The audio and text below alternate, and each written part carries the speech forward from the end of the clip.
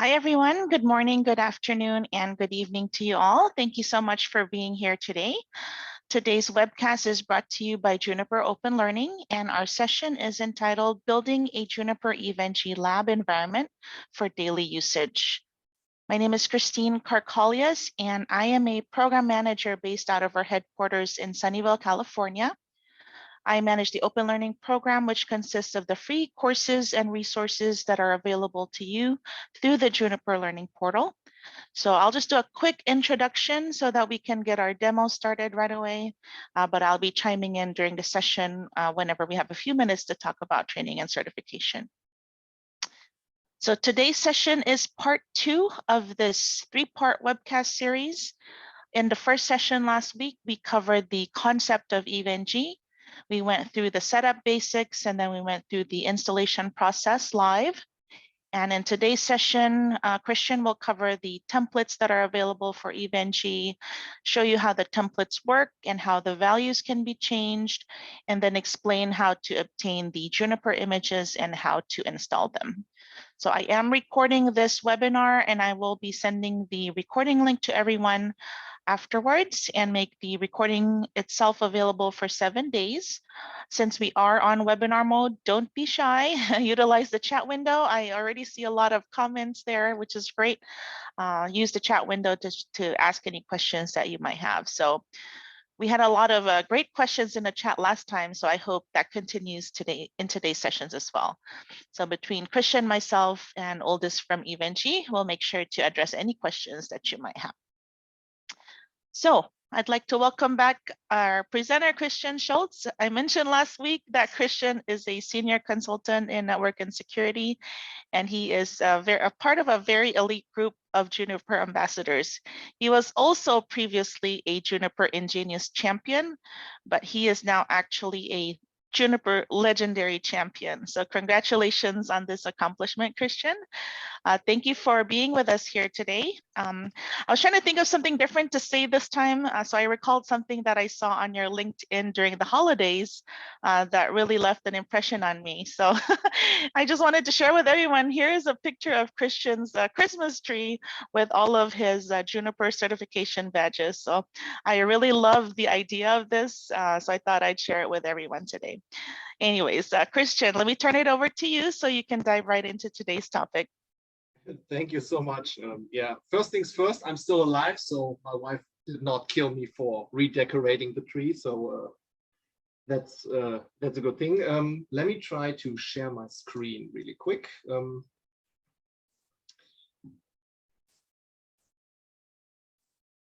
There we go.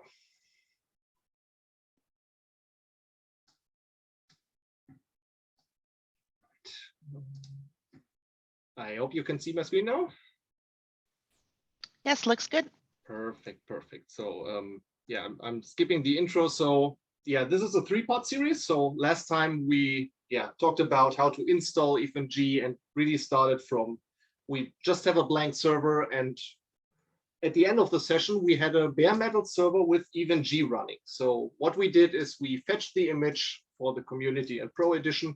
Last time I showed the Community edition how to install it. The Pro is very similar. It's just a different Ubuntu below the EVE. So today we're mostly working with my EVE Pro, but just some of the features that I wanted to show you if you're labbing every day, and especially if you're building your lab for everyday usage. That is something that you should definitely consider. We then installed EVE-NG on this server, and we changed the initial passwords, and the installation wizard was done for the first time. So the current state where we are starting now is we have an empty EVE-NG server. No nodes have been added yet. Actually, you will see some, but I'm assuming that this is where we left last time. So now we will go ahead and fetch the images, and this is basically the goal. So our goal today is to obtain the VMX, the VSRX, and the VQFX from Juniper.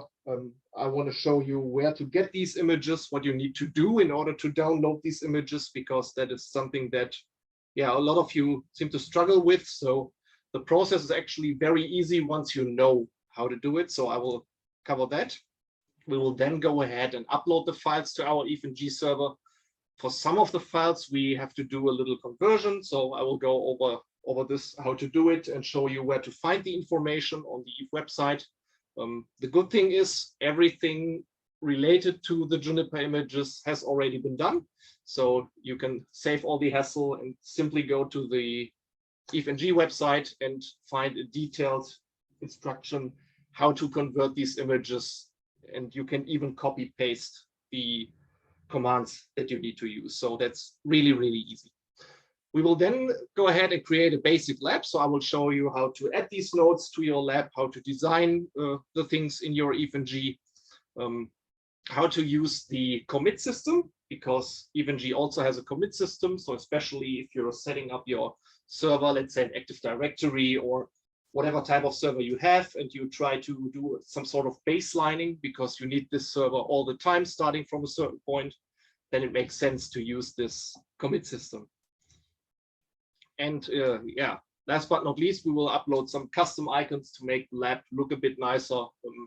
That will be especially handy for the community edition, because in the pro edition, we have something called the logical topologies that I will show you, where you simply don't need to look at the web UI itself, but basically can use your own drawing to use in EVE-NG. And then I will cover how to, modify the templates, how to change the values, but I won't cover the custom templates too much, because that is something that we will do in the third session. So today I will show you the default templates, how to change the values on these default templates. And in the next session, we will cover some more advanced topics like EVE clustering, sharing the load, creating our own templates. So let's start with the image fetching process. So basically, when you're starting to lab with Juniper, you will have 3 base images. These are the most common ones. Of course, there's also Abstra now, or Juno Space, or the virtual JATP. There are a ton of images that you can use, but most likely you will have the VMX, the VSRX, and the VQFX. And for those who are not familiar with the devices, the VMX is basically the router that we use. If you're coming from a Cisco world, the VSRX can be used either as a firewall, that is what the SRX is, but you can also change it to packet mode, so that you have very lightweight router, I would call it. And you have the VQFX, that is the data center switching line that has been virtualized. So if you're coming from an enterprise world, you're probably wondering, why isn't there a virtual EX? That still isn't a thing. So if we try to lab with switching technologies, we will use the VQFX for that. The first thing you need is an active Juniper account. So if you go to the Juniper website for these trial images, you need to create a Juniper account if you don't already have one. The good news is it can be created for free. So we will soon click on one of the links and I will show you how this process works. It's also very, very easy. And once you have it, you can download basically all the trial images that are available. Of course, you can also reach out to your Juniper partner or to your Juniper SE if there's a certain image that you don't have access to with the free account. And usually everyone is very helpful and will try to set you up for a trial. So for the VMX, I will also later share the slides. So this is basically the link that we can go to. That is the landing page for the VMX trial. And the VMX comes in a VMX bundle if you download it. So there's some conversion that we need to do and some renaming that we need to do. And that is explained in detail on the EVE-NG website. I will also show you that a little bit later. So basically all the steps that you need to do are described there in detail, so that you simply can follow these instructions in order to set up your VMX. For the VSRX, it's relatively easy. You simply go to the site, download it, and it already is in the so-called QCOW2 format. So you simply upload it and you're ready to use it. So no need for converting anything. Just rename the file. That is what I will show you today. And then you're good to go. And for the VQFX, that's also relatively easy, because there is actually a the VQFX and the VMX consist of two parts, the routing engine and the packet forwarding engine. And in order to use the device in EVE-NG, you need to deploy both of them and connect them via an internal link. And for the VQFX, the PFE simply needs to be renamed from QCal to QCal2, and that's it. So that's also relatively easy to set up. So let's go ahead and go to one of the websites. Then I will show you how easy it is to obtain these images.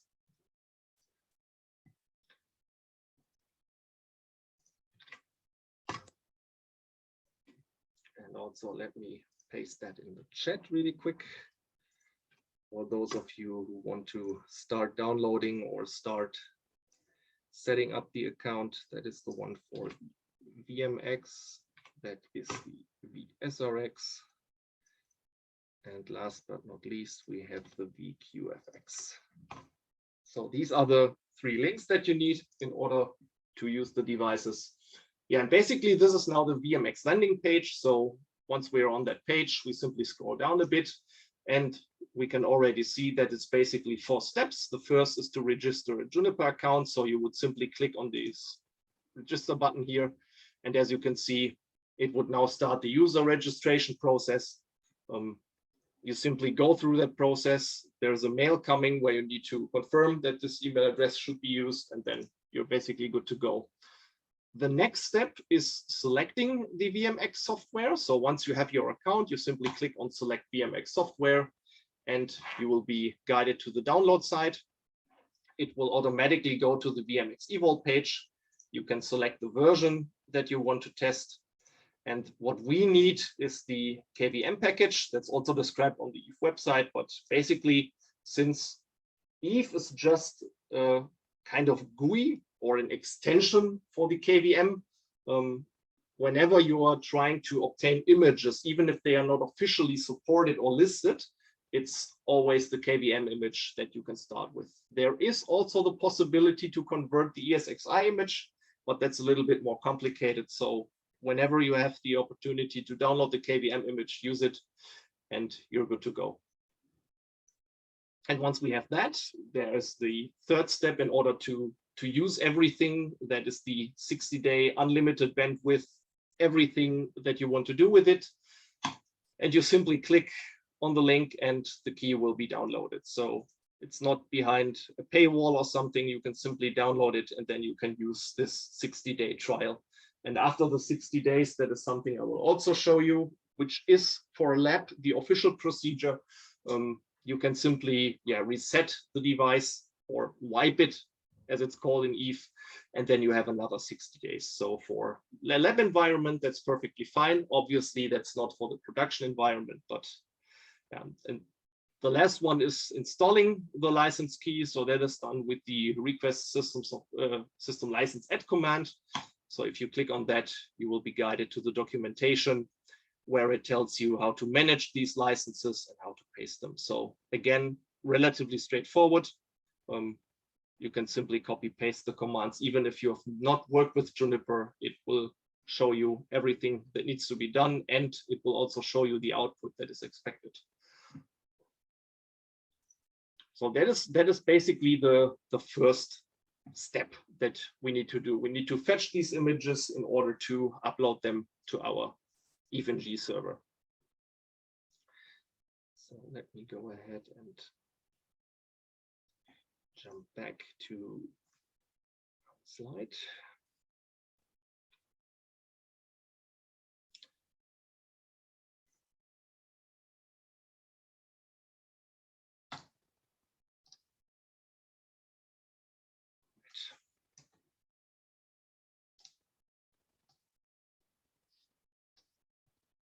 So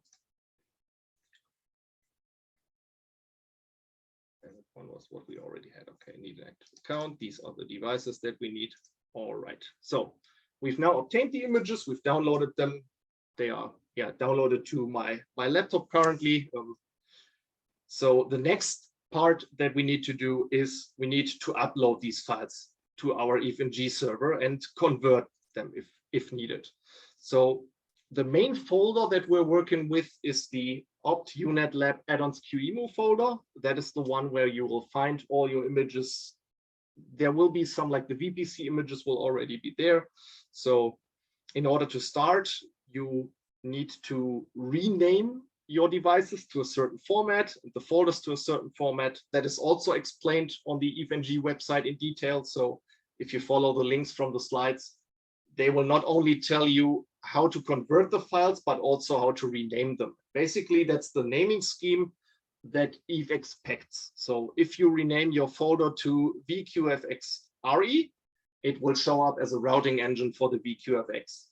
If you name it differently, it will not recognize this template, so you will not see your nodes. So it's important for the first part of the folder, I will show you that in just a minute, that you follow this naming schemes.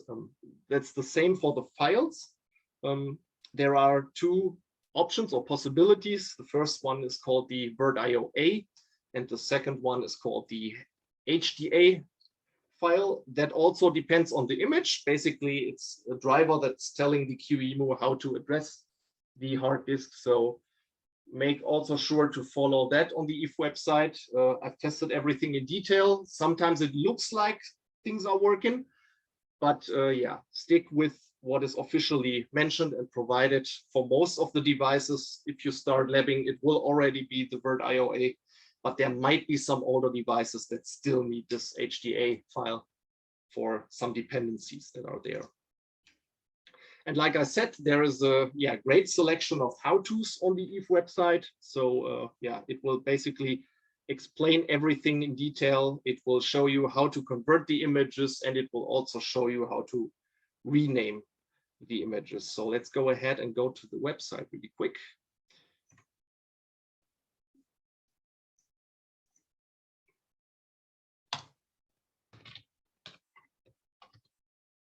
EVE-NG.net. And if we go to the documentation part, there is our how-to selection. And as you can see, there are a ton of how-tos available. For some of them, there are even YouTube videos that exist. So yeah, let's say we wanted to add the VSRX 3.0. You simply click on the respective link, and then you will see, okay, this is the image name that EVE is expecting. This is the original file name that you will have. So it will even show you how the original file name would look like. So you can simply compare it. Obviously, the version number can change. But like I said, that is a very detailed explanation. It will tell you how to create the folders. And as I just showed you on that slide, we are in the QEMU folder. And if we try to add the VSRX, the folder format is called VSRX-NG- some name that you can make up. It makes sense to use the version number in order to recognize these images later. But like I said, if you're, for example, have a Windows server and this is your Active Directory, then you can rename it to Windows-Active Directory. And in EVE, you will see this name listed as Active Directory, and then you know, okay, if I select this image, the Active Directory has already been installed. This is basically the naming that you can play with, and that makes your life easier at the end of the day. And basically, it will cover all the steps, including the permission fix done at the end. That's also a classic thing that you might stumble upon. That is simply to ensure that all the EVE processes internally have the correct file permissions, especially if we're uploading files. A lot of things can go wrong. So in order to have all the nodes up and running, you need to fix the permissions at the end of your process, and then you can start adding the devices and yeah, basically start labbing. So let's go back to the slides.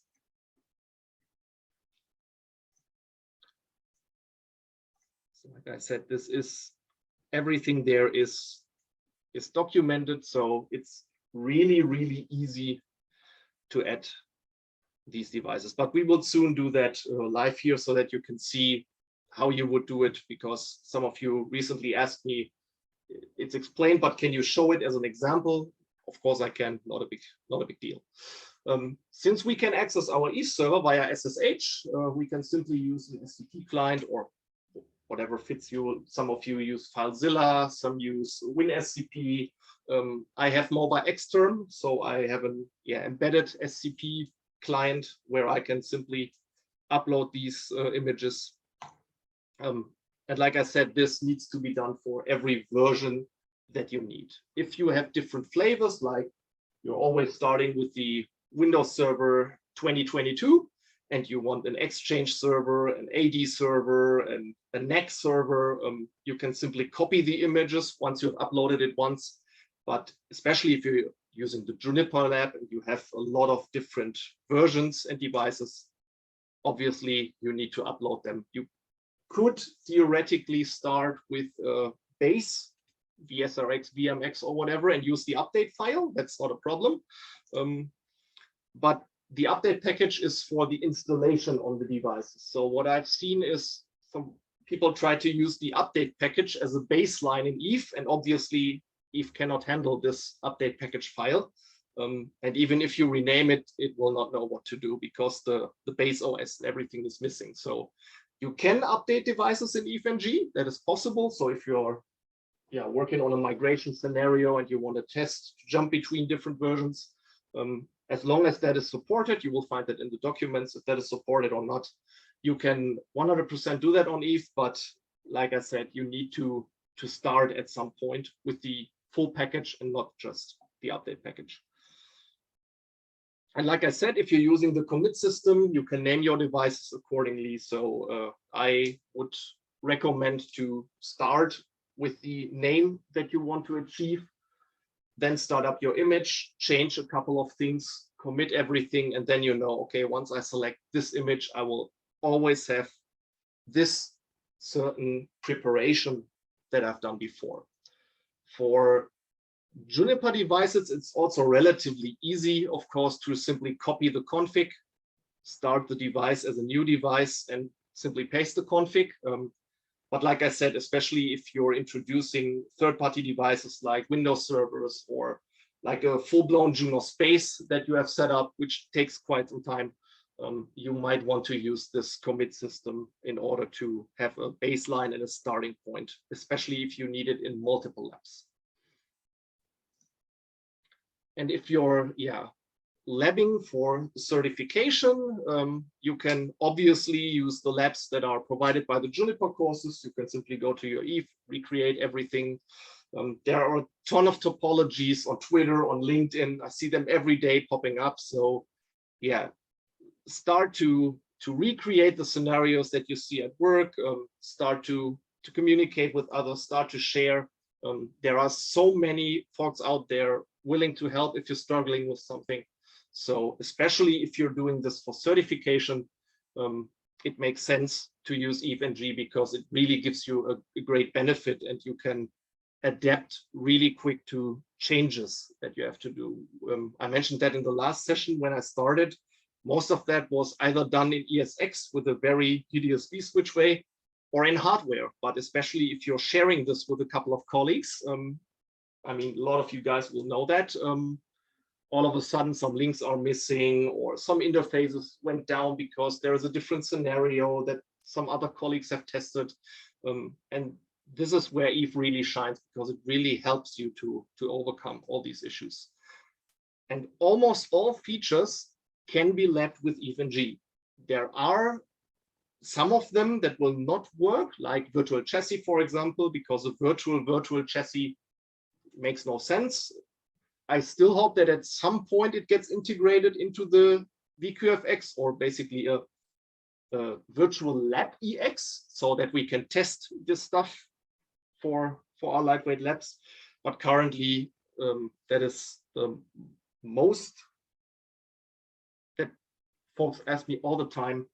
The virtual chassis technology is something that we cannot lab currently in a virtual lab, no matter if you're using EVE GNS or whatever. It's simply not possible on the B devices. So, but besides that, when I started labbing for the JNCAE SEC, for example, I could do everything in EVE-NG because the VSRX was, if I remember correct, I think the VMX was first, but the VSRX really started this whole V devices thing and really improved over the years. So yeah, and Christine, this will be a part where we can maybe talk a bit about the certification and. Okay, sounds good, Christian. Let me grab the screen. So this is our intermission number 1. All right, guys. So I did just want to spend a couple of minutes talking about Juniper Open Learning. This is the simple 3-step program that provides free training and discounted vouchers to everyone. This includes free courses that will help you prepare for all 6 associate level certifications. So when you complete the training, you can take the voucher assessment test. And when you pass that, we will give you a 75% off voucher for your exam. And once you pass the exam, you will then earn your associate level certification. So you will notice that there's actually 7 courses listed here, despite having only 6 associate level certifications. That's because for JNCIA Junos, we do have 2 different courses that you can utilize to study for your exam. I wanted to throw out a quick poll here. Have any of you, let me launch this on the side here. Have any of you taken any of these courses? Just curious to see how many of you have actually taken these or are in the midst of taking them. Great. Looks like about 60-40 split, with more people having have taken the course, which is great. That's awesome. Yeah, so mainly the main differences are this migrating from Cisco to CCNA to JNCIA Junos. This does assume that you have already Cisco experience. So there's only 6 modules. It's a lot shorter than the other course. But likewise, you get the 75% off voucher, and then the exam is the same for both. So for the JNCIA Junos course, this starts from the beginning. There's no experience required. It goes through the networking, getting started with networking fundamental course, and then goes through the different modules. So this is a lot longer, and it's not uncommon for some certification candidates to take both courses. I mean, they're both free. You can certainly take both if you really want to make sure you've got all the different concepts. So I just wanted to make sure I point that out in case some of you have not yet started and are wondering which ones, which course is a better option for you. So why did I bring up JNCIA Junos? Because it's the certification. I like to think of it as like the 3-in-1 certification, right? It's the entry-level certification for the routing and switching track for both service provider and enterprise. And you can also think of it as the entry level for the JNCI PTC. So for data center, you would have to have a JNCIS enterprise certification to jump onto the professional level data center track, right? So I like to think of JNCIA Junos as the entry level 3-in-1 certification. I think it gives the most flexibility as far as which track you want to focus on. So I just wanted to share that with everyone. So Christian, I'm going to turn the tables around and have a quiz for you instead. Do you remember when you first passed your JNCIA Junos exam? That was, I think it was 11 years ago. I also started with the CCNA during my apprenticeship, but I think it was 1 or 2 months after starting with networking and getting the CCNA that I switched over to Junos, and simply basically tried to level everything in Junos, let's say like this. Currently, the experts are the ones that are still missing, and I think the cloud professional. But besides that, I've seen all of the certifications and really enjoyed them. So great. It's also a great way to boost your career, because that really opened a lot of doors for me. Great, thanks for that. All right, back to you, Christian. That's all I had. Just a quick commercial for JNCIA Junos.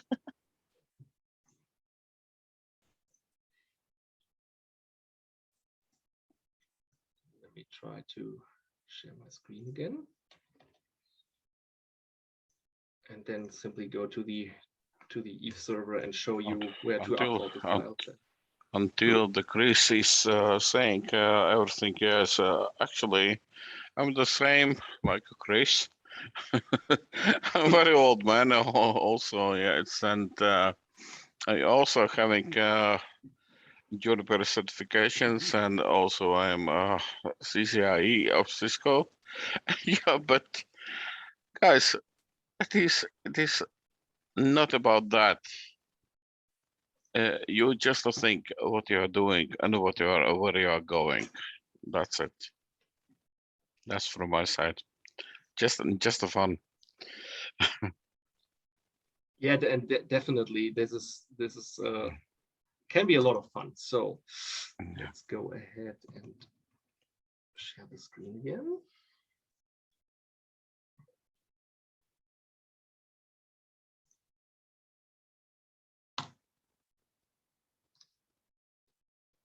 All right, so what I've done in the background is I've uploaded the file that we have just downloaded. Come on. All right, so I will show that to you.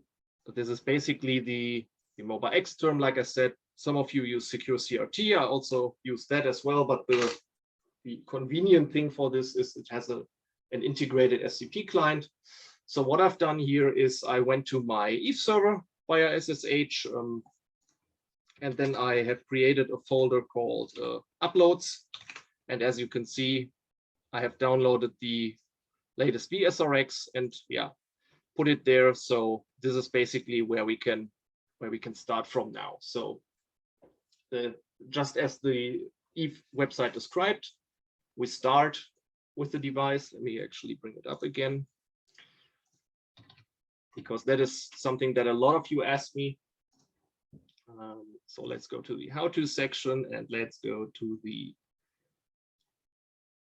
Juniper VSRX. So as you can see, this was the file name that we had. So now we need to convert it in order for EVE to recognize it. So at first it says, okay, we are creating a directory, naming this VSRX-NG. In my case, I will name it VSRX30. There's a reason for it, because I've modified my templates a bit. That will be covered in the session 3. But basically, if you would start with the VSRX, you would simply follow the instructions and create this folder. So let's go ahead and do that.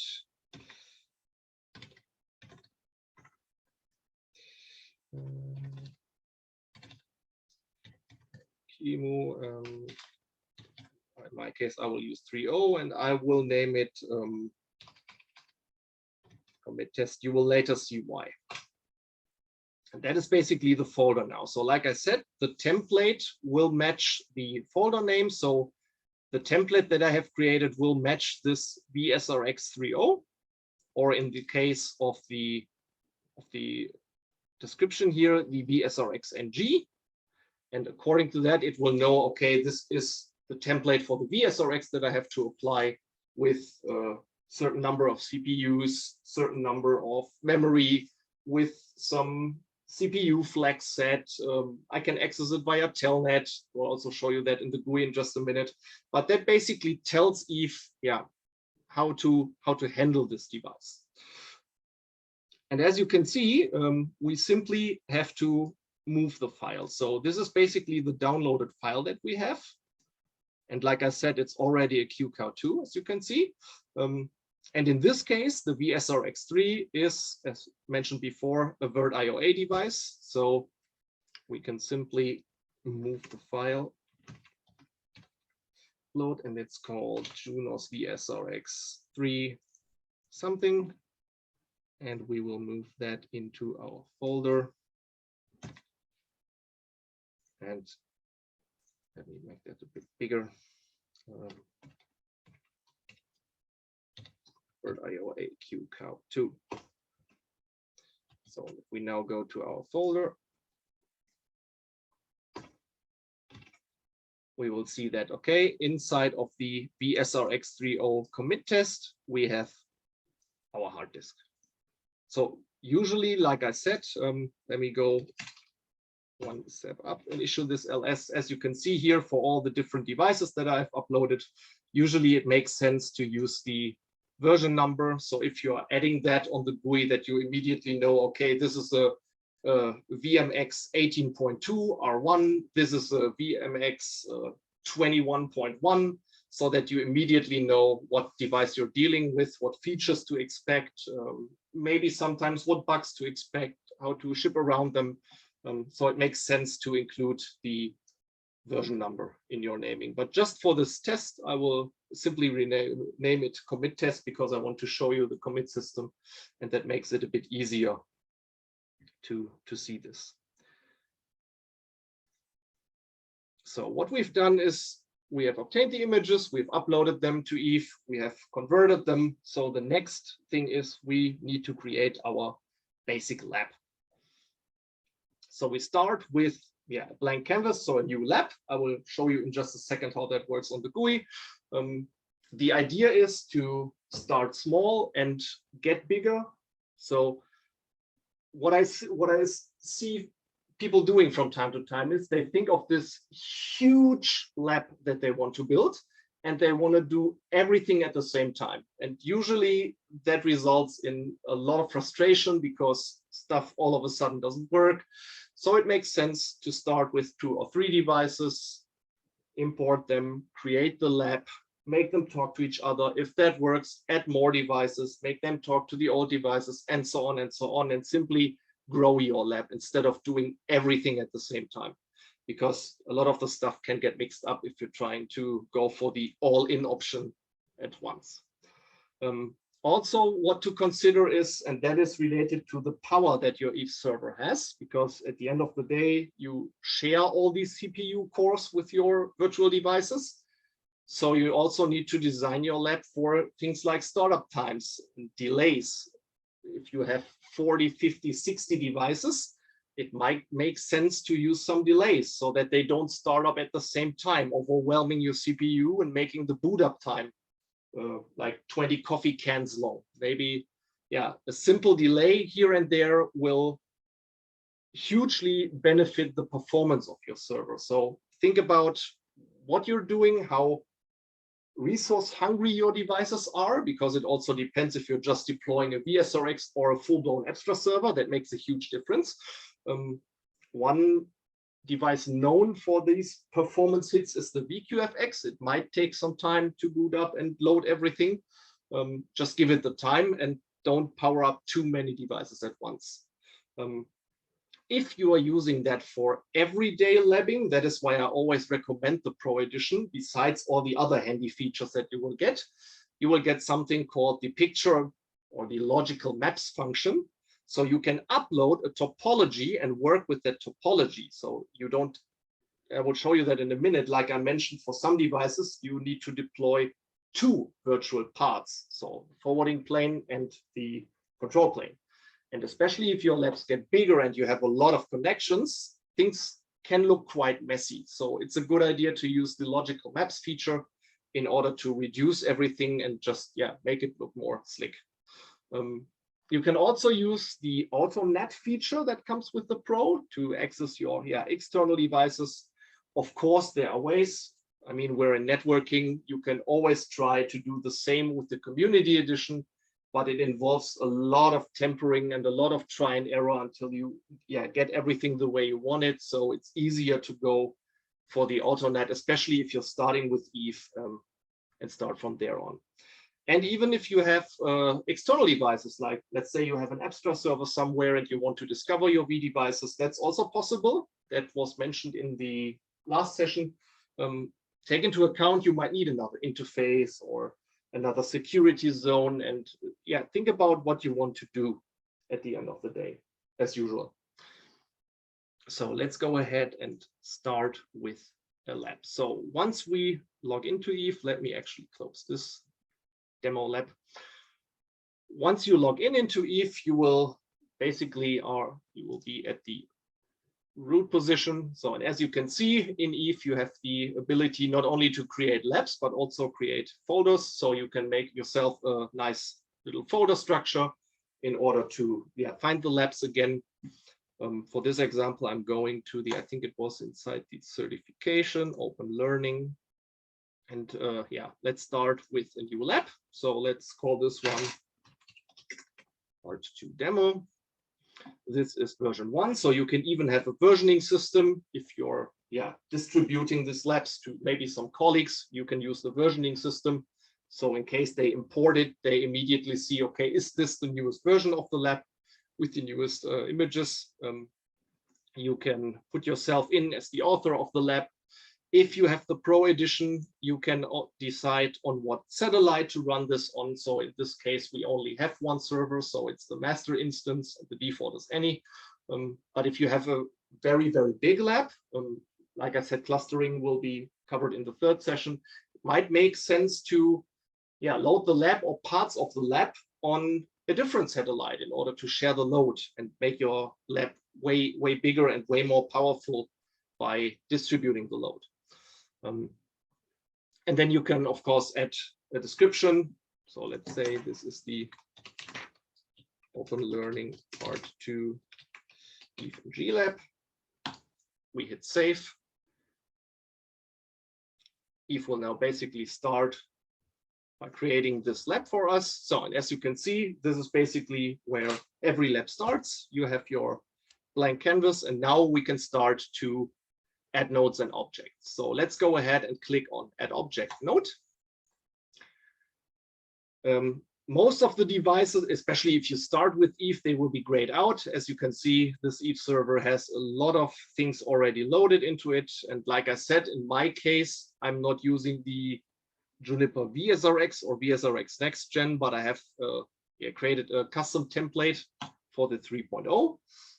But as you can see, EVE recognized this because we started with VSRX 3.0, and you can see that my commit test has already been selected.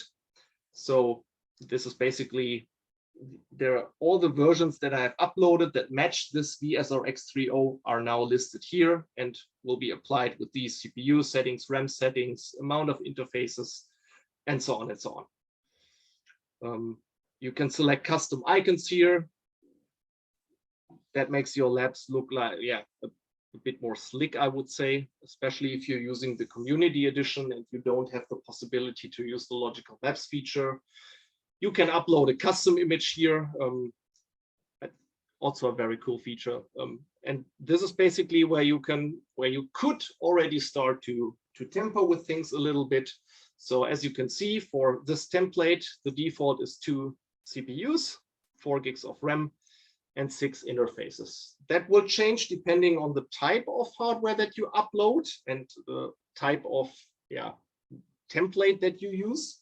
Usually it's a good idea to stick with the default. For testing purposes, you can try to go below it, but be warned, if you go below a certain threshold, some features or the whole device might stop working. So especially if you're saying, okay, this is just a very, very lightweight lab, I want to go below the recommendation, be advised, some really weird side effects can happen. Also the same with the QEMU version. This is basically everything that is installed on the EVE server. Simply leave this at the default. It will work for you. Same with the architecture and the QEMU NICs. And the custom options, that is something that I will cover in the 3rd session, where we talk about CPU flags that you can use and stuff like that.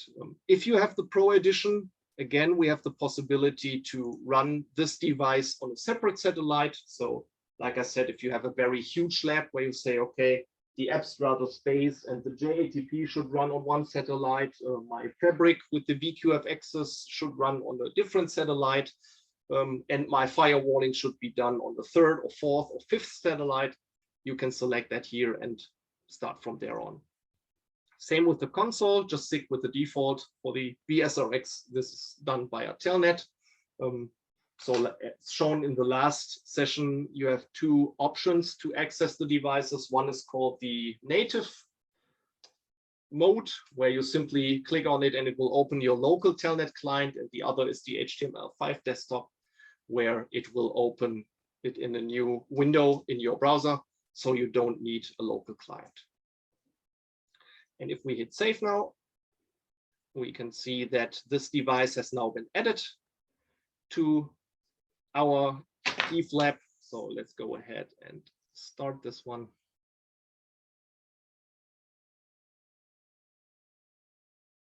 And if I click on it, you can see that I have logged in with the HTML5. And now I don't even need a local client. Everything is working in my Google Chrome that I used here to open this. So this is basically now the VSRX starting up. And I use this because this very simply can show you in a couple of minutes how to use the commit system. So let's jump back to our presentation while it's loading. So we have created the basic lab, and the next thing that we want to do is to change something on our image and use the commit system. So like I mentioned, like Juno's, EVE-NG has a commit system. So everything I change on my device, I can commit that to come back to this very point. Like I said, this is especially handy for Windows servers or for, let's say, NAC systems that you use in combination with your Juniper devices, because usually that involves a lot of thinking and a lot of pre-configuring before you can actually use that in a lab. So it makes sense to do that once and then set this as a baseline and start from there on. Think of it like your start point. And like I said, some examples are the domain controller, Exchange server space, whatever comes to your mind. And the idea is that the next time you add this node, this is what we will also soon see, everything that we have set as the baseline will be there and all the changes are already in place. And that becomes especially handy if you're dealing with multiple labs. Maybe you're sharing this with a colleague, or maybe you have 2 or 3 labs in parallel where you need the same baseline. So that is a feature that is really, really great and helps a lot, especially if you're using it for everyday labs, or if you're labbing for a certain certification topic that you always know, okay, of course, with Juniper devices, we can simply copy and paste the config. That's relatively easy, I know that. But this is also something that we can do if we have devices like Abstra, where we start to set up things or set up interfaces and stuff, and always want to make sure that we're starting from this point. What I did before with the renaming, I named it to commit test. You can use a name that fits your needs, like 21.1 baseline or whatever comes to your mind. So it makes sense to rename this image to something meaningful to you, so that you immediately know, okay, if I select this, I have certain feature set enabled, or whatever comes to your mind. And if you have multiple baselines, you simply repeat this step. And like I said, if you're starting with a blank Windows server, you don't need to upload it 5 times. You upload it once. You can then simply copy it and then start baselining all these images and later simply commit them. How is the commit working? Well, in order to commit something, we need 3 things. We need a pod number. Most of you will use the admin, which is pod 0. Then we need the lab ID. That is something we can look up in the GUI, in the lab detailed section. And we need the node number of the device that we're currently editing. We will then simply go to the respective folder and issue the commit command. This can take some time depending on the size of your disk and depending on the type of hard disk that you use. So give it some time. Sometimes it takes a bit longer. But yeah, once that is done, you start from the point that you have basically committed. That's the whole idea. So let's go back to our session here. Is it already there? No, not yet. Still booting up. So we need to give it some time. And maybe we can use that time while it's starting up for our game. Sounds good, Christian. Let me grab the screen again. Sorry to be switching back and forth here. Okay, everyone. So since we have a few minutes, let's play another Kahoot game, just like we did last week. If you want to play, go ahead and head to kahoot.it or use the Kahoot app and enter the game pin. So today's quiz is a little harder than last week's. So we'll see who's been paying attention or not. But this is just all for fun. I do have 3 exam vouchers to give away. So you can use these vouchers for any written exam. So that is any associate, specialist, or professional level exam. So unfortunately, I'm not able to give these to Juniper employees, but you are still welcome to play the game. And there is a limit of 1 voucher per winner every 6 months. So just make a note of that. So even if you're in 4th, 5th place, don't give up. I've had some, folks that decline the prize. So I move down the list and give that to the next winner. So, wow, we've got a lot of folks today. Let's give it just another minute or two. While people are joining, Christian, I was going to ask you, I saw your post on your 2022 certification goals. Do you want to share that, a little bit about that with our audience today? Yeah, sure. I mean, always at the end of the year, I'm setting the goals for the next year, so that I don't have to do everything in 1 year. And yeah, the goal for this year was to get the JNCIE Enterprise. That is something where we have formed a learning group, where we help each other out and yeah, start to work towards this goal. Hopefully we can do the lab in June, if everything works as planned. And also what I also wanted to do are 2 professional certifications. One was the service provider professional, but I cheated a bit because I already did that in December because one of my vouchers was close to expire. So I thought, let's give it a try. And yeah, it worked. Great. And yeah, so I now have the cloud professional to do, which is quite a bit harder for me because I'm not doing that on my daily job. And if you don't do stuff on a daily basis, it's always a bit harder. So for the, that is why I selected the enterprise routing switching for my next attempt, because that is basically what I do all day, every day. So great. That's well, thanks for sharing that. Year. Yeah, sure. Thanks for sharing that. Okay, so I think we can get started. I will need your help, Christian, with some of the explanations here. So why don't we get started with the game? All right. First question.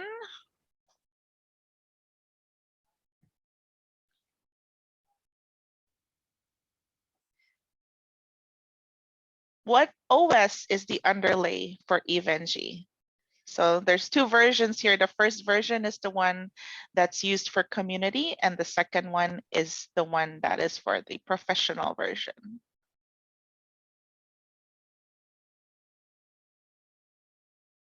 And the fun thing with these Kahoot games is you need to be quick, but not too quick, because some questions can get a bit tricky. Oh yeah, most of you got it right. So for the community edition, it's still 1604, and for the pro edition, it's 1804. Of course, the 20 is planned. Aldous talked about that in the last session, but currently the 16 is the community and the 18 is the pro. All right. Let's see who is in the lead.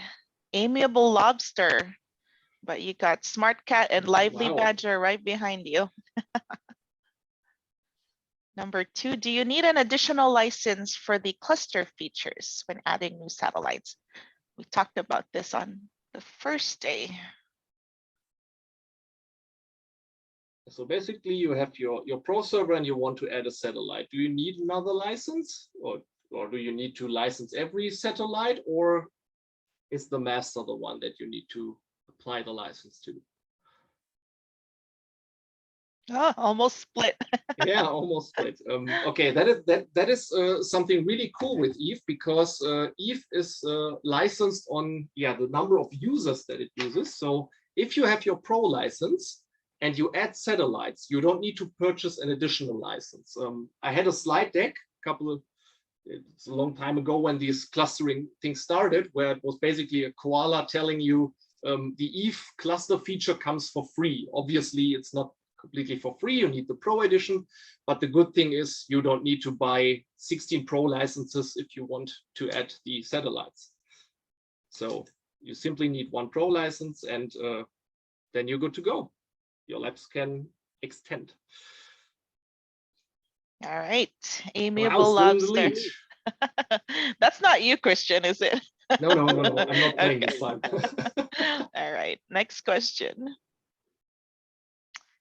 On which of the following does EVE-NG officially not run on? Raspberry Pi or similar, Google Cloud VM, bare metal server, or ESX VM?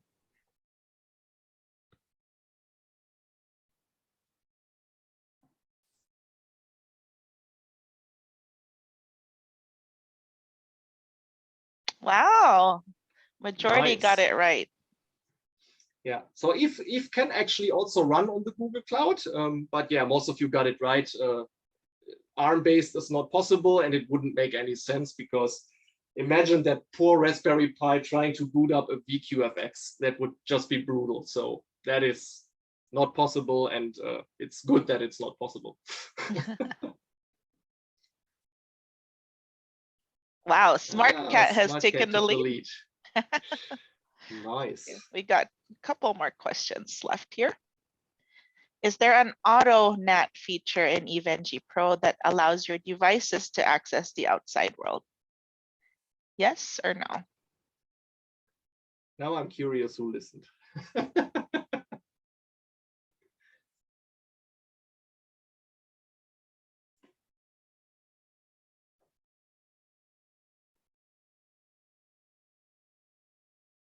All right.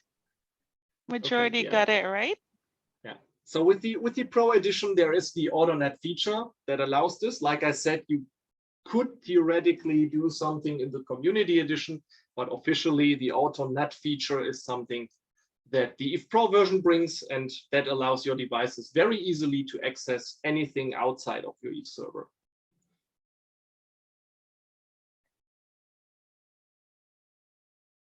All right, close game, only this is a 9 fight. points. Amiable Lobster, Smart Cat, and even Cheerful Dog is not too far behind. Great job, everyone. Okay, final question.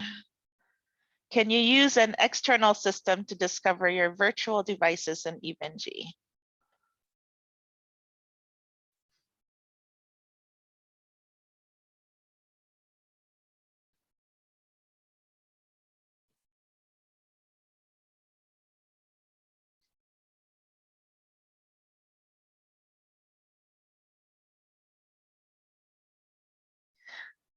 All right, correct answer is yes, you do need to expose them.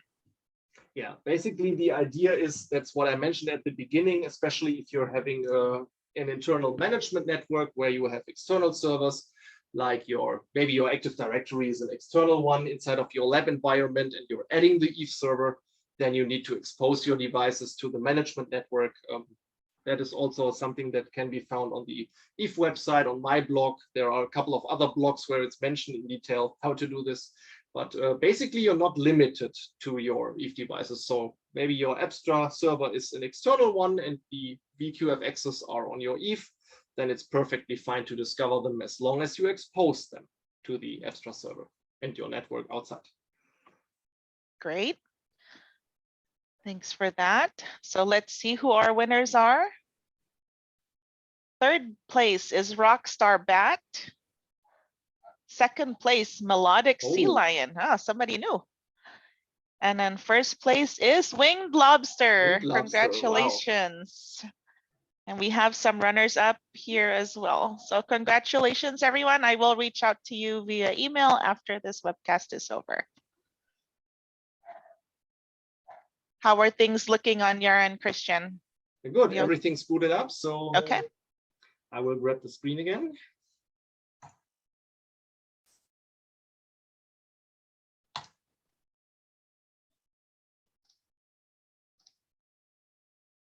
And there we are, hopefully. So now that this VSRX has booted up, let's go ahead and log in. So as you know, the default, if you log in, you simply log in with root and you are on the shell. And if you type CLI, now you are on your Junos. So let's do a quick show version. And as you can see, it's the VSRX, it's the 21.4R1. And it's basically an out-of-the-box VSRX. So let's assume that we want to change this device, make a baseline, and then commit this so that we know every time we add a new commit test, this is exactly the device that we want to have. So let's go ahead and first set the root password. That is something that we always need. And something that we will immediately see. Host name, let's name it test.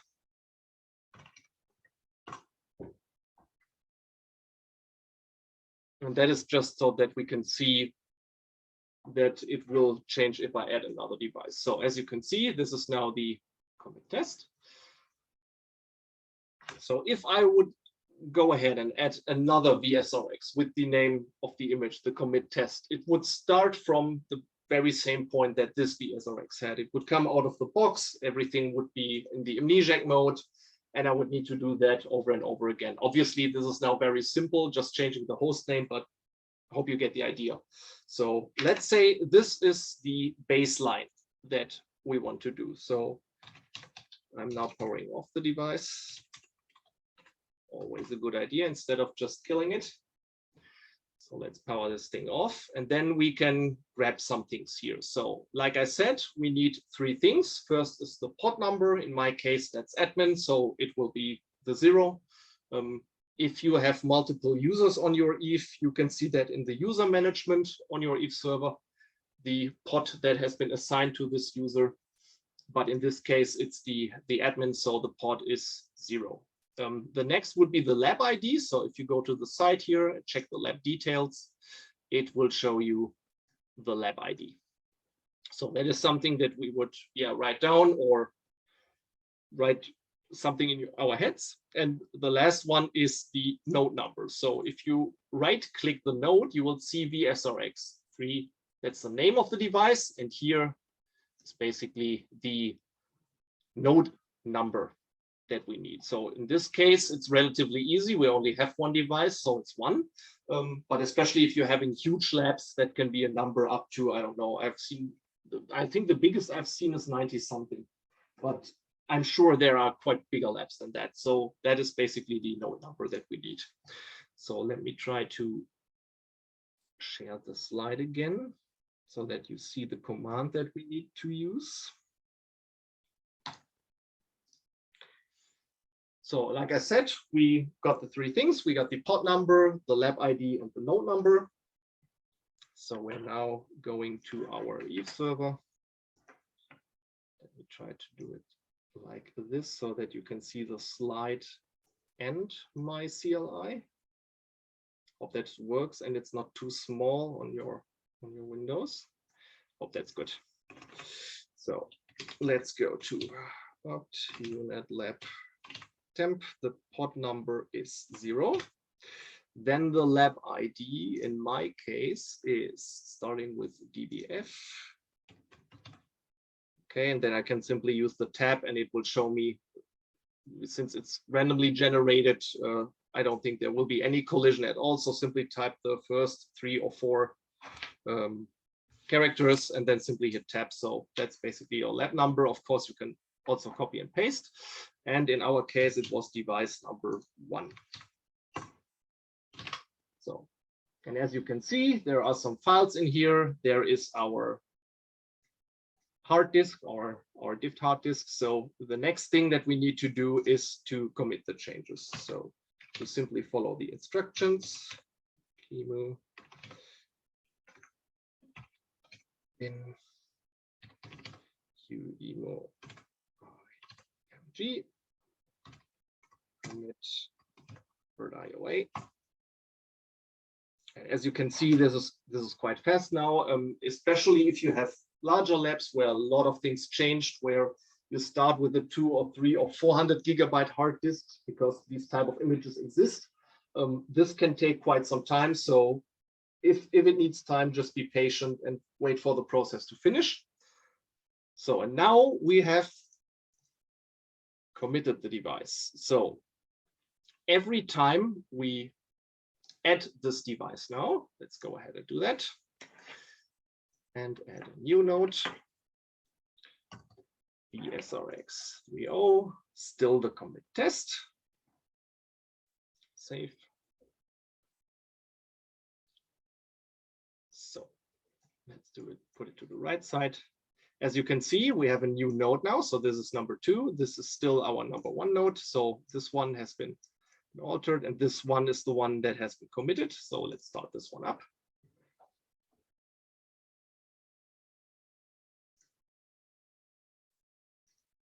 And while that is booting, I will tell you a bit about the things that we also can do, because it makes sense to use customized icons from time to time. Makes your topology look a bit nicer. I've seen some of you experimenting with it. I always love to see custom topologies on LinkedIn, Twitter, or wherever. Just makes labbing a bit more calm, let's say. The folder that you need is the Juniper Lab. That is always your base folder, and the HTML images icons is the one where you would upload your icons. The size varies. You can also experiment with the different sizes. Usually I'm sticking with 32 by 32 or 64 by 64 pixels. But again, upload a PNG image. Don't make the mistake and make it 1,200 pixels, because this will basically flood your whole lab, and then you only have one node that you can look at. So yeah, again, start small and then try to customize these to your liking.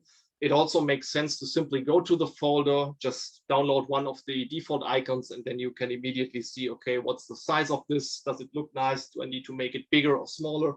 And whenever you add or edit a node, you can select this customized icon. So that is something, especially if you have the same, let's say, server type of image, always sticking with this Windows image.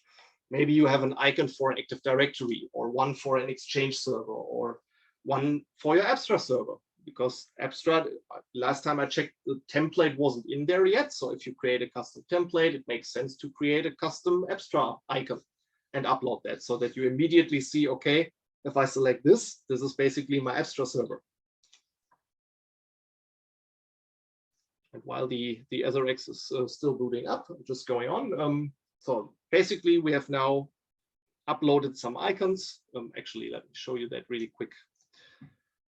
So if I go ahead and edit one of the devices, I can say here that I want a different icon. So let's say this VSRX is now, what do we have here? Do we have a firewall icon here? Yes, a blue firewall icon. It's safe. And as you can see, the icon changed now.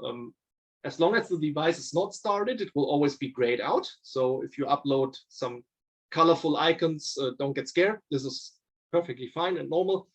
And once you start them up, you can see it here, they turn into the color that your icon originally has.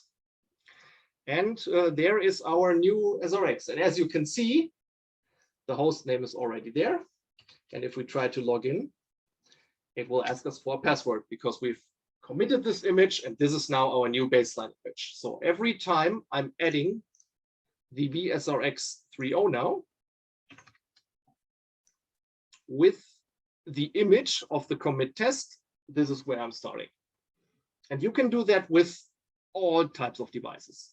And like I said, if you name them accordingly, or name them like feature or a different version, it makes it way easier for you to see, okay, what type of device do I need? Well, like I said, some Active Directory server, or keep going back to that. I'm not sponsored by Microsoft, by the way, but that is something that I struggle with and I don't like to do over and over again. So that is where it mostly helps. And yeah, like I said, use a naming that fits your needs and makes it easier for you to recognize, and simply start from there on. Let's log in.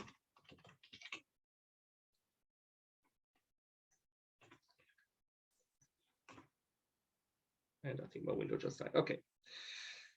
Back to this a bit later. So let's go back to the slides. Okay.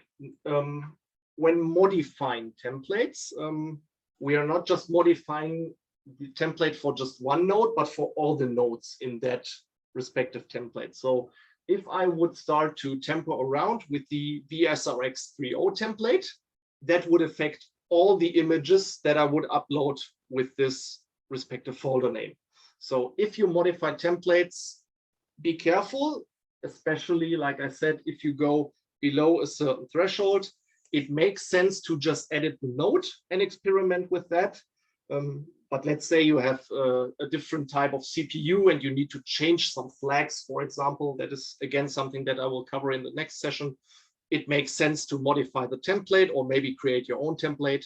So yeah, there are basically two folders, and that depends on the type of hardware that you use. For the Intel-based devices, this is the EVE-NG Lab HTML templates Intel.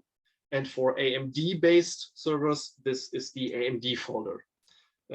And like this guy said, if you mix them, you're going to have a bad time, because if you're trying to give an Intel CPU AMD instructions, things will not work. Worst case, nothing will start at all. So always make sure to look into the folder that you have, into the right folder. And yeah, sometimes you, even if it's a shared server, you might need to look that up. But I think most of you, if you're using a bare metal server, know if you're having an Intel or an AMD CPU. So always make sure to be in the right template folder. Because let's say you have an Intel CPU and you modify the AMD template, then you will scream and shout because your changes are not reflected. Well, because you're editing the wrong template. So let's go into this templates folder. Unit Lab HTML templates. In my case, it's Intel. So let me make this a bit bigger. So as you can see, there are a lot of templates already predefined. And what I did here is created the VSRX30. And now you know why it's reacting to my folder name of VSRX30, because this is where you basically link everything. If I go ahead and edit this, I can now change the default for all the devices in that category. So I could say, okay, I'm not using the flavor with the 2 CPUs and 4 gig RAM, but I'm using one with 8 CPUs and 16 gig RAM, or whatever fits your needs. But what I wanted to show you is that you can also change the naming of your interfaces. If I go to the EVE server again, let me bring that up. And I'm connecting the devices. You can see that they are named GE something. I could change that just for fun. Let's go ahead and rename it to Juniper 000. Save that.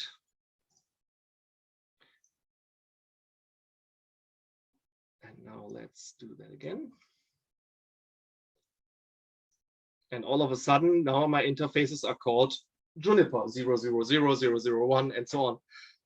Obviously, this does not make a lot of sense, because now you're wondering, okay, what is Juniper 000? But that gives you an idea, if you change something, how the system will react to that and how it reflects. And maybe you're using a template. Let's say the VEX comes out tomorrow and it's not GE but XE interfaces. Then you can simply go into the template, rename the GE to XE, and then you immediately know, okay, this is dealing with 10 gig devices, so with the XE interfaces.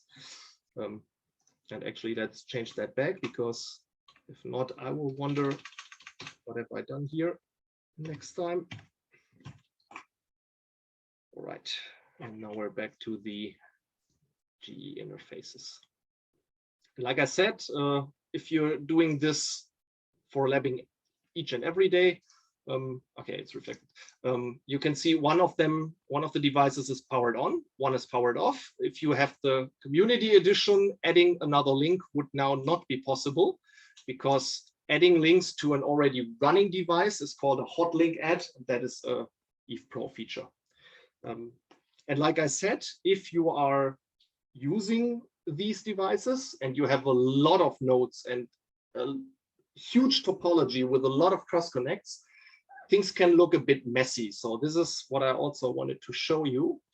Let me go into one of the labs that my fellow ambassador Chris Parker has created for us. I think it was in the ENT, in the OSPF section. Yes. This is a lab that Chris Parker created. So huge shout outs to Chris for coming up with these amazing topologies. And I mean, he's a teacher, he knows his stuff, obviously. But as you can see, I have VMXs here. So I need a forwarding plane and a control plane. So like I said, you need an internal link and things, yeah, it just looks a bit messy. So what you could do with the Pro Edition is you can add a picture. And once you've done that, you will see on the left side that something called logical maps appeared. So if you click on these logical maps, you will see the picture that you have uploaded. And now this is a drawing that I did on my whiteboard. And now it's not looking, I mean, if you consider my drawing is not hideous, but it looks way cleaner because now I don't have to deal with FPCs and VCPs and all that stuff. I simply have to deal with the routers and the router names. So if I click on that and I will hover over here with my mouse, you can see that the cursor is changing because, let me go to the edit screen. You can map your nodes to the parts of the image that you have just uploaded. So that the EVE knows, okay, if I'm clicking on, let's say, on the 0 of the area 0 backbone, let's say this is the Windows server that I want to add. And if I click on the 0, I want to get a VNC session to the Windows server. So I simply add that to my topology here. And again, if I name everything correctly, I don't even need the node ID because the name would simply match. If I hit save now and go to the topology again, as you can see, it changed. And if I click on it, I am now connected to my Windows server. And in the background, there can be 15, 16, whatever kind of connections. I am working with my logical maps, my logical topology, and I don't have to deal with all these links laying around like, okay, what was that link name again? And it makes things way, way easier. And that is something that I definitely wanted to show you. So especially if you're doing this each and every day, this is something to consider. Actually, in the next session, when the 3-part session ended, that is something that I wanted to mention. There will be another Kahoot game and one of you will win a pro license. That is something that I always do at the end of my sessions. So I would love to see you in the next session as well. So let's go to the PowerPoint again. And like I said, modify always with sanity and care. Don't go too low. I mentioned that on my talk, and I think it was 2019 in Las Vegas at the last Next Work before all this COVID thing happened. I was labbing IPv6 on the old VSRX on the Firefly, and it had, I think it was 4 gigs of RAM, and I slimmed it down to, I think, 1 gig. Thinking about that now, it was a miracle that it came up in the first place, but everything worked except IPv6. And I was troubleshooting that for 3 or 4 hours, banging my head against the wall, thinking, what the heck is wrong here? And then later realized, okay, I went too low on the resources. The daemon never could come up because, yeah, it was running out of memory. So try to stick with the defaults that the EVE templates give you. This has been tested. This has been proven to be stable. Until you want to experiment, that is something that you can do, but expect weird side effects. So don't waste your time if you see some of these side effects with debugging them, because mostly it's because you've gone too low on the resources. And like I said, I will cover that in the next session. If you start with a new Juniper device, let's say you want to add Abstra or JATP or a new device that comes out tomorrow and you don't see it in the template list of EVE, start with a Linux template. Most of the stuff will work with the Linux template. Add and modify that to your need. and then you're good to go. And then you can even run things that are officially not listed, but they will still work. And it's the same with third-party images. As long as you have a KVM image, EVE will be able to run it. So what I did some time ago was a POC where the customer used a NAC solution from Aruba. I think it's called ClearPass. And I wanted to lab a Juniper Lab with the VQF access and this ClearPass system. And it wasn't in there back then.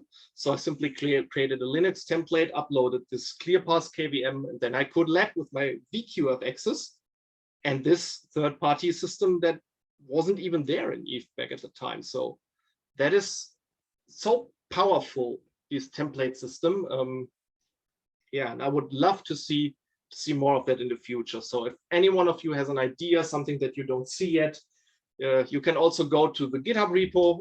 You will find the templates there. You can, add your ideas and basically upload and, share some of the templates that you have created that will benefit others, and that will make EVE even bigger and better.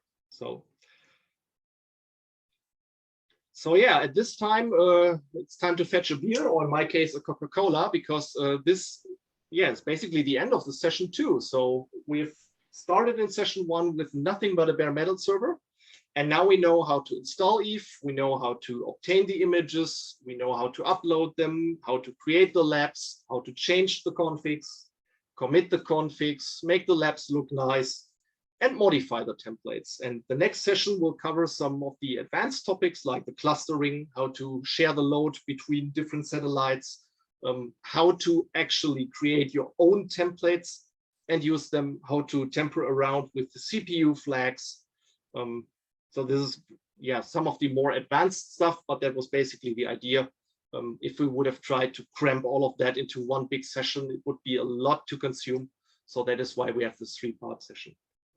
Yeah, and I hope you enjoyed this second part. And we'll be here for some time for Q&As. Thank you so much for listening. As always, if you encounter any problem, feel free to reach out to me or to the EVE guys. And I hope you enjoyed it. Great, thanks, Christian. We do have a couple of questions which I'll go through, but before everyone leaves, I did want to share the link to the 3rd session. So I'm just pasting that into the chat. That is the schedule of Open Learning webcasts, and you'll find the part 3 session of this series in there. So go ahead and register so that you don't forget our last session for next week, same time, same place. And last but not the least, let me share Christian's contact information as well, both on Twitter and his blog, which some of you have already seen from last time. So I just wanted to point that out there. Okay, Christian, so we have a couple of questions here. The first one was just a few minutes ago. Can you set the logical view as the default view? What do you mean by that? I mean, you can upload multiple logical views, but you have to select them. So you can say start with the logical view and don't start with the EVE GUI, if that is probably where the question came from. So you would need to go to the logical topology in order to access it. So you can say, if I log in, please go to this topology. At least I don't know about any way to do this. Aldis, correct me if I'm wrong, but I think you will always go to the lab and then from there on jump into the logical topology. Okay. I think Aldis actually had to drop off a few minutes ago. Not a problem. Okay. And then another question, is there a plan to make virtual images available for Junos Evo? Excellent question. Junos Evo is something that I'm trying to get my hands on for quite some time now, but currently it's unfortunately just for the hardware. I've reached out to a couple of Juniper guys trying to make the V-Evo happen. I'm not sure if we are seeing this anytime soon, but I'm hoping that at some point we will see Junos Evo in a virtual way so that we can, simply try out some new stuff that comes with Junos Evo. So, sure. one kind of specific question.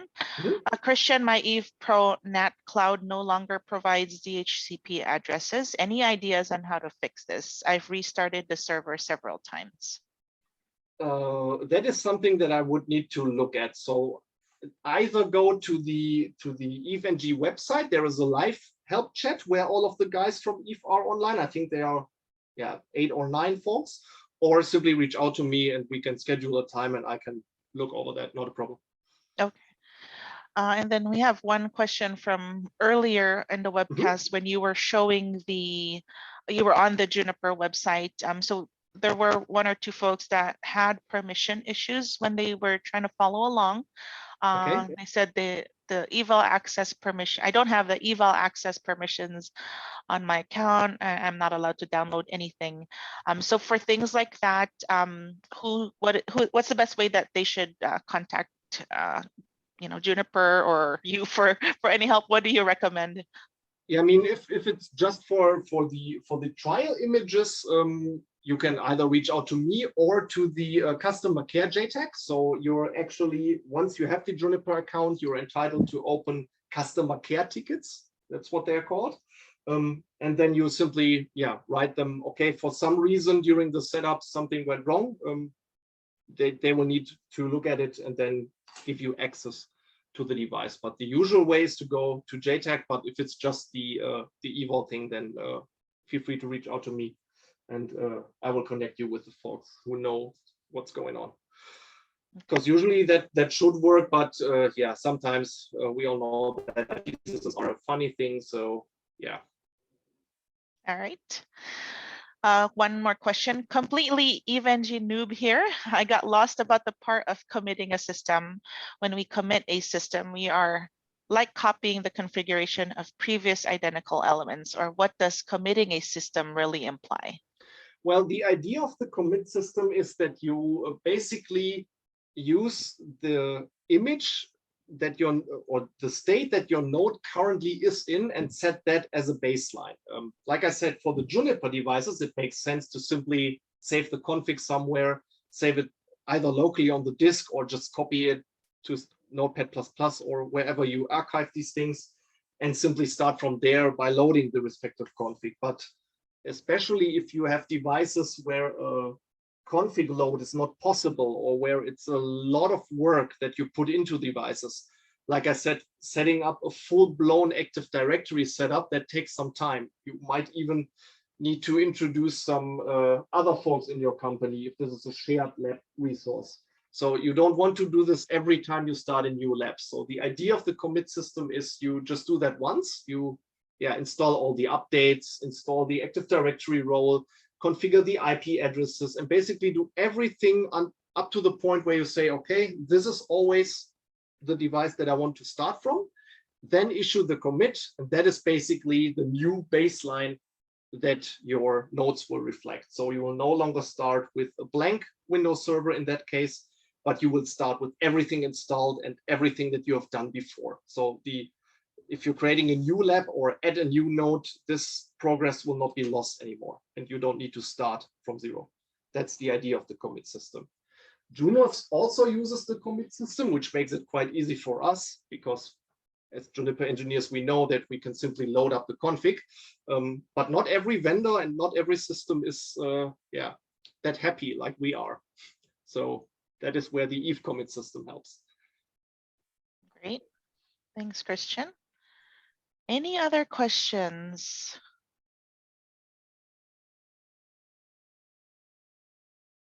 Before we wrap up, can you somehow use existing VM images, for example, OVA, etc., in EVE? Yes, absolutely. Like I said, it is possible to use ESX images, so the OVAs. In some cases, that might not work. I've also seen systems where the conversion works, but the systems never really come up. And then okay, something maybe on the driver side is broken and that is simply not working. But that is also on the EVE website. There is a how to convert these OVF and OVA files. And I think I also have that on my blog now that I think of it, where it basically tells you how to convert OVA and OVF files into the QCOW2. That is something that you can try. If it works, great. But if not, then you need to reach out to your vendor and ask him for a KVM supported image. And that is basically what the EVE-NG and the Ubuntu use. Are the VRR and CSRX images available as eVol? Not from an eVol download perspective, but it's the same if you have the Juniper account and you open a customer care ticket and say, I want to try out the virtual route reflector or the CSRX or Juno Space or whatever system you like to try out, they will provide you with instructions, with a license to use that. And yeah, then you can start from there on. So the idea basically is, at first, it's a bit restrictive, but once you get in touch with JTAG and tell them, okay, I want to test everything, they will grant you access and also provide you with instructions on how to download that. When installing EVE-NG, is there any performance benefits of installing bare metal versus on ESX? Yes, that was actually covered in the last session where we installed the EVE-NG. Bare metal always has way more performance, somewhere between 20 and up to 60% is what we've seen in the wild. It obviously depends on the type of host that you use, but usually if you have a dedicated host for your EVE, I would strongly recommend you to go bare metal because you will benefit a lot from this performance boosts. Also, the devices will be way more responsive and it just makes your life easier.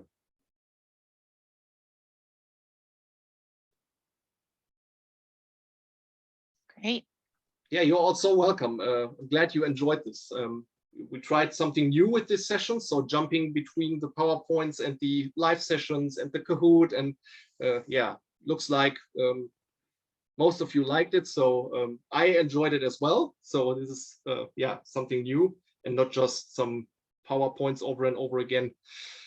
Did you try out Container Labs already? So do you see any advantages, disadvantages? Well, Container Labs is more on the on the container side. So not all of the virtual devices are supported in the Container Labs, and the Container Labs, they mostly work with devices like the CSRX, so very, very small, very, very lightweight devices. With EVE-NG, you have a virtual solution where you can even bring up full-blown Abstra servers or Juno Space. That is something that you will most likely not see in a Container Lab environment, because it doesn't make any sense to put the big images into such a small container. There's no benefit. So that is basically where EVE and Container Labs differentiate each other. But yeah, who knows? Maybe something will evolve in the future. The IT world is very fast, as you know it. EVE now also has a container support, so they are in the backend. They are already working with a lot of containers. If you have the Pro, you will see the new Docker container desktop that the EVE Pro offers. Who knows where that goes and how these systems will interact maybe at some point.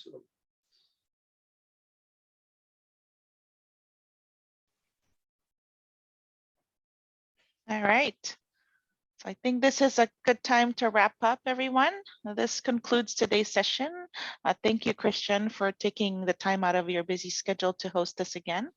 Sure. And I wanted to thank everyone for attending, and we hope that you found the information useful and that it can give you the knowledge required to set up your own EVE-NG labs for a variety of Juniper related use cases. So you will get a webinar survey once you exit, so please take a few moments to give us your feedback so that we can improve our future sessions. And we hope to see you again next week. Have a great day, everyone. And thanks again, Christian, for presenting today. Sure. And what I would love to see, guys, is you see the Elevate community down there. There's the training and certification part.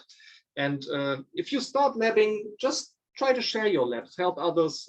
That is usually what I also try, because you might have created a lab that others can benefit from. And if it's not some sort of secret, feel free to post there and yeah, make this more interactive. That would be great. And I always love to see some new labs that change the view on some of the protocols. And yeah, that is always great to see. So feel free to post it. Yes, that's a great idea. I posted the link here on the chat, and I'm Awesome. also collecting the FAQs from our chats on all sessions, and I'll be posting those on the community as well. So you guys can look forward to seeing that after the third session. Great. Well, thanks everyone.